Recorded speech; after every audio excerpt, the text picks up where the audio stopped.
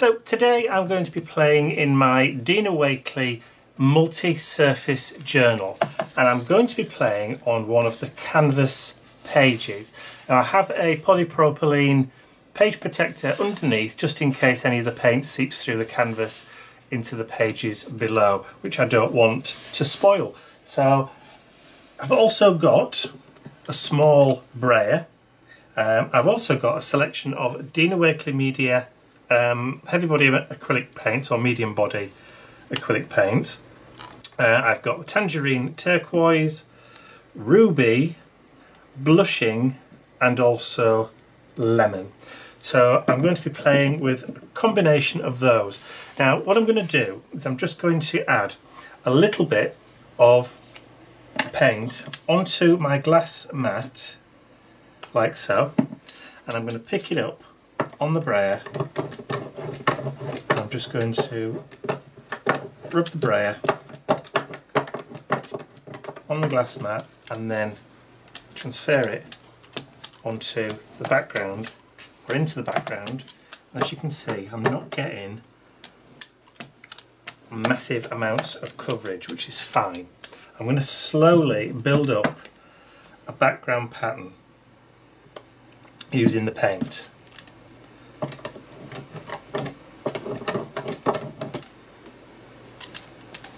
I'm just doing it very lightly.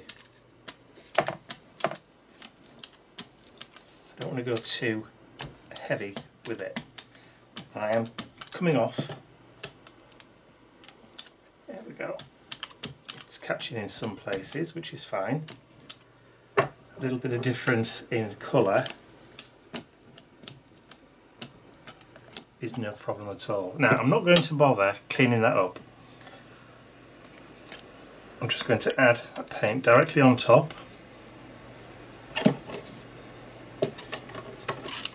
So this is the tangerine.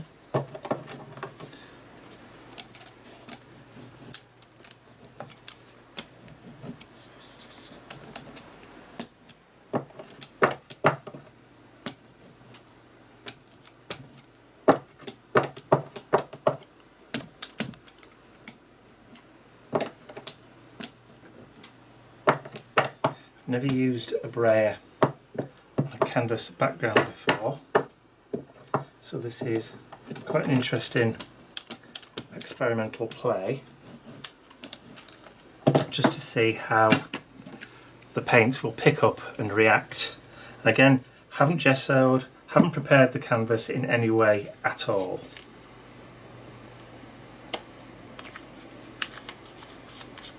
So that was the lemon.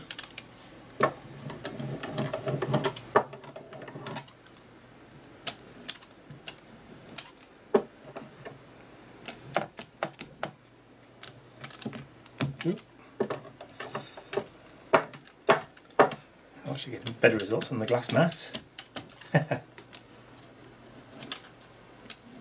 Okay, so let's just see what happens if I add a couple of splodges just onto the canvas itself and then roller.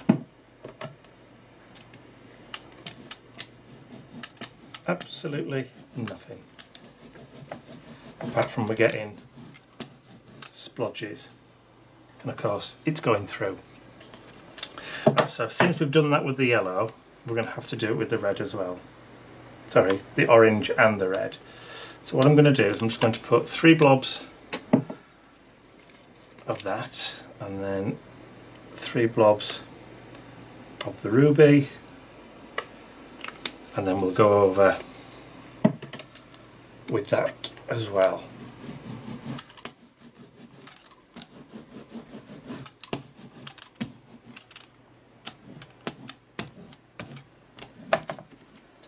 Not a huge coverage with the brayer then. I'm going to carry on, so I'm going to add a little bit more.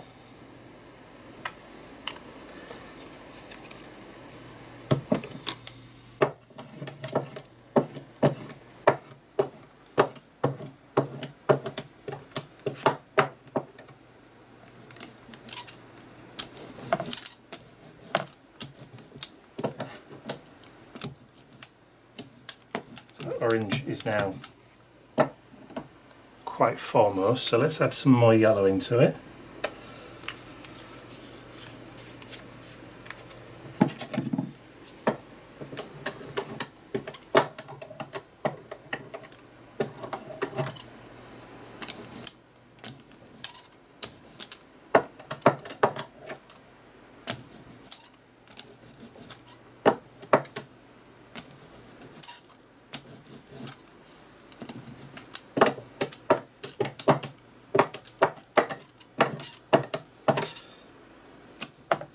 I'm just trying to create and build up just patterns with that paint.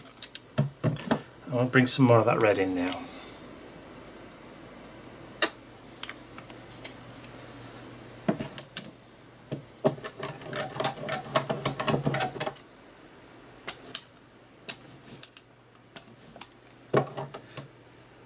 Now that went on exactly as I hoped. Perfect. Okay, so I'm going to let that dry and I'm going to clean this up and then I'll be right back. Okay, so that's pretty much dry. There's still a little bit maybe on the surface, but that's okay. So I'm going to bring back the yellow and again add a little bit onto my craft mat. This time I have a spatula and I'm going to drag some of that yellow paint just down the canvas.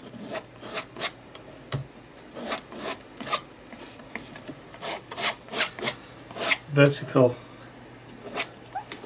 and horizontally. Let's get a little bit of texture built up in that background.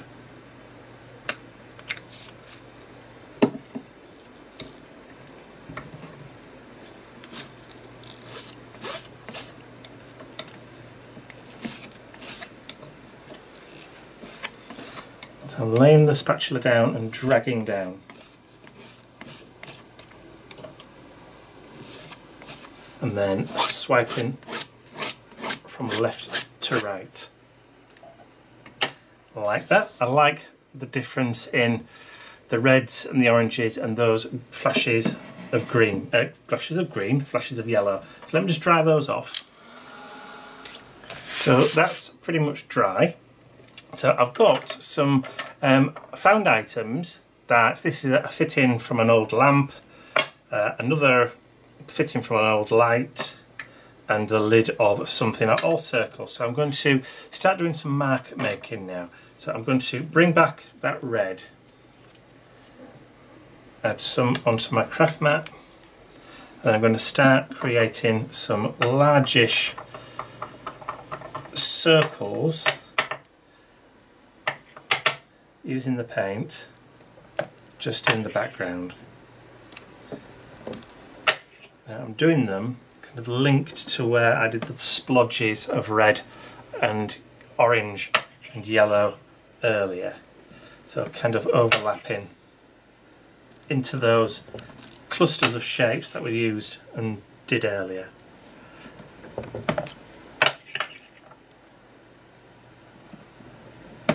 Just adding a little bit of interest into that background.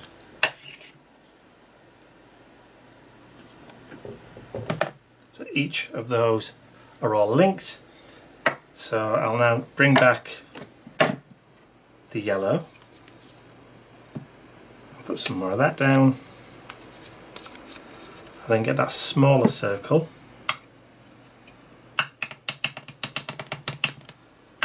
And do exactly the same thing.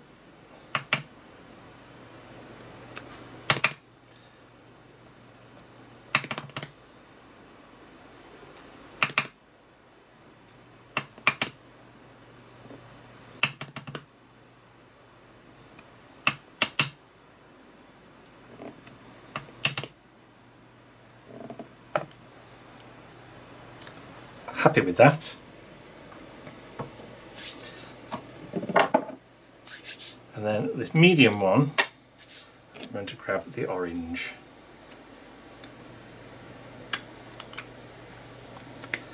And then I'm just going to add just a couple of those, or a few of those, not clusters of 3 like I have done so far. I'm just going to do 1 in each.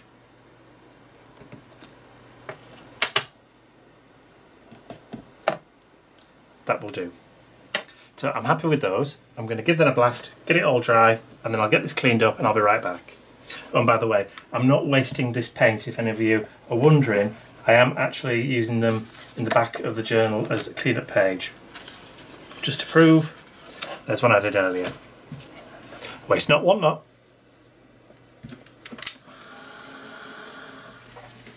So all nice and dry now. So I want to introduce some more patterns into the background. This time I'm going to use another one of my new release stencils. This one's called Gothic Clover, and I'm going to add some of this pattern using the white, so the Dina Wakley Media white acrylic paint.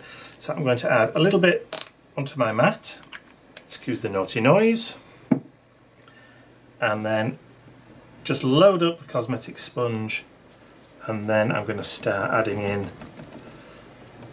some of that fabulous pattern. Love this kind of Victorian Gothic Clover pattern. Not only, like I said, is it, you know, a very nice kind of Victorian kind of style, but it also fits nicely with steampunk as well. And anything goth as well, so perfect for use for backgrounds for Halloween too. But not just Halloween, all year round.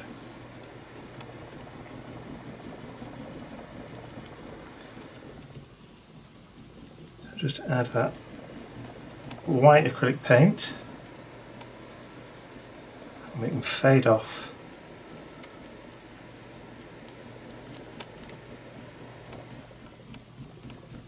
And then build up as and when necessary. So we've got some nice kind of patterning going on there. So a little bit more paint, I think.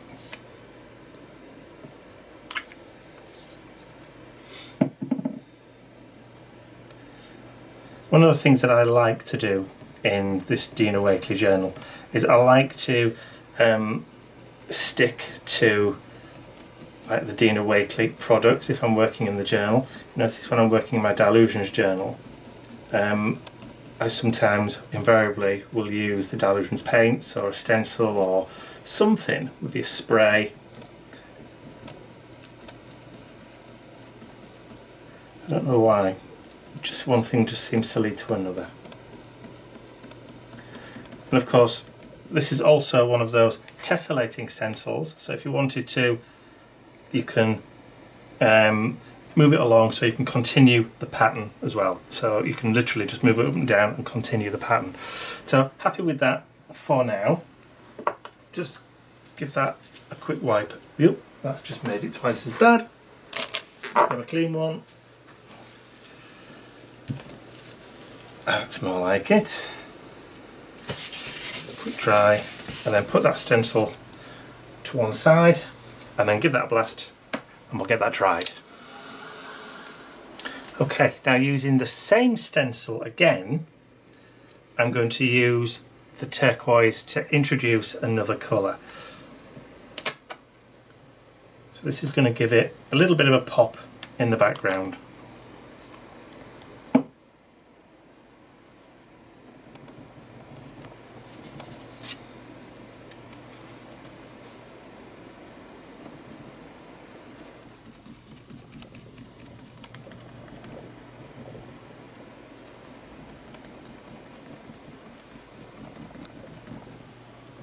So just loaded the sponge up like so, and then I'm going to do another one, another row or a column if you like up here.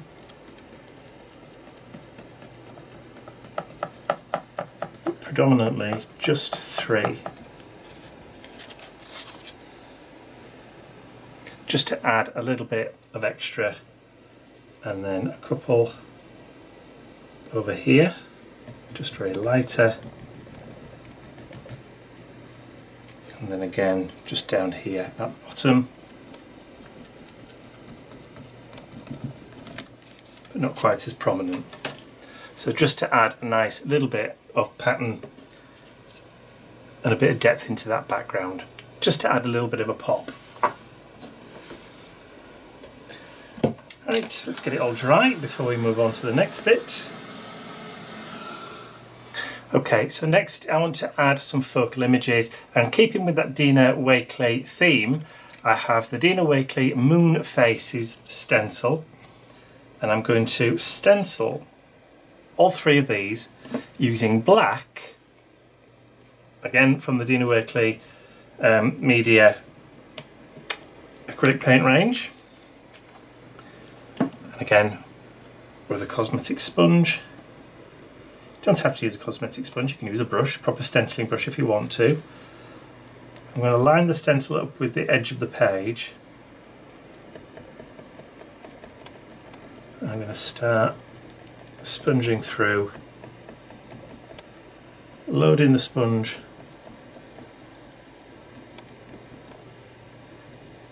so you could, if you wanted to, use one of the blending foams, the Tim Holtz blending foams, or a proper stencil brush, and just go at it very, very gently to build up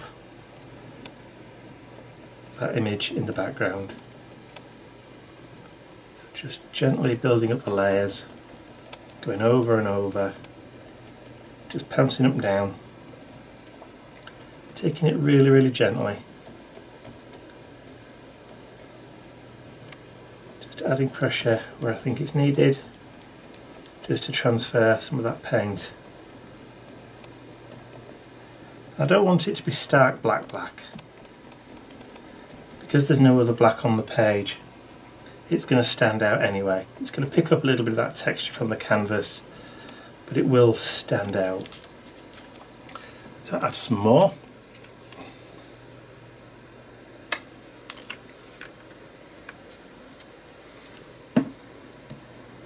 And then we'll make a start on the second face.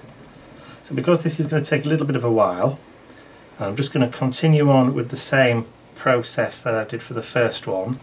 I'm going to do all three, so what I'll do is I'll carry on and I will jump to the point where I've just finished doing the third one. Okay, so I'm just putting the last bit of paint on that third stencil face.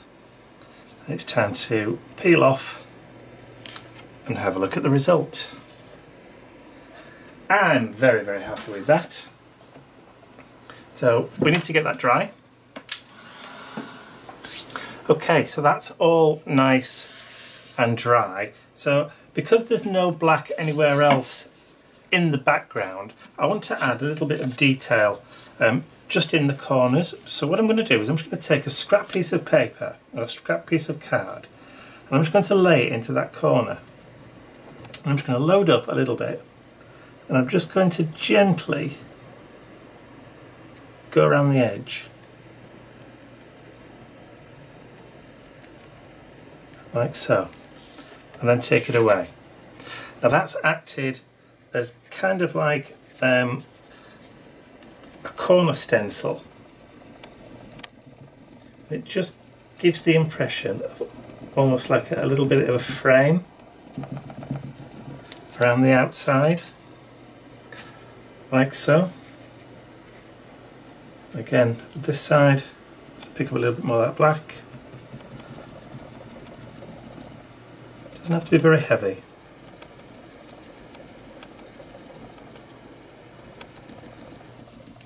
Just in all four corners. You'll see it better when I take the page protectors off.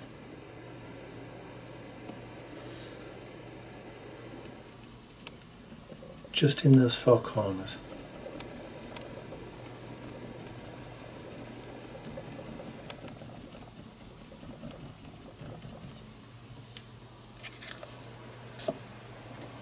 So if I remove the page protectors now, you can see that it's actually got a little bit of like a frame around it, which is exactly what I was hoping for. So I'm going to just dry these corners off, and then I'm going to clean this mess up here, and then I'll be right back when it's done. Okay, so that's all nice and dry now, and just as a finishing touch I have a white, is that the right way around? Yep, a white Signo Uniball Broad opaque pigment pen. Now this is one of those ones that pretty much writes on anything if it works. There you go, so it's writing on my skin. So all I want to do is I just want to pick out in the white, just put in some highlights on that black. And then obviously pick out a couple of catch lights on those, the edges, and catch lights on the eyes of my faces.